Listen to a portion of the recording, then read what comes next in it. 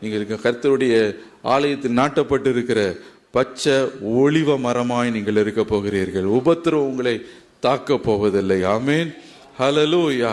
ஆகவே இன்றைக்கு ஆவியானவரை பிடித்துக் கொள்ளுங்க. ஆண்டவரே, நான் பச்சை மரமா இருக்கணும், பட்ட மரமா இருக்கக்கூடாது. ஹல்லேலூயா.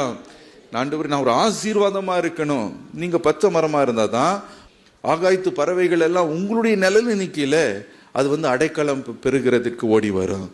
எப்பொழுது நீங்க பச்சை மரமா உங்களை ஆசீர்வதித்து பச்சை இலைகளோடு கலைகளோடு அன்று உங்களை பசுமையா வைக்கும் போதுதான் அந்த ஆசீர்வாதம் உங்களுடைய வாழ்க்கையில உண்டாகும்.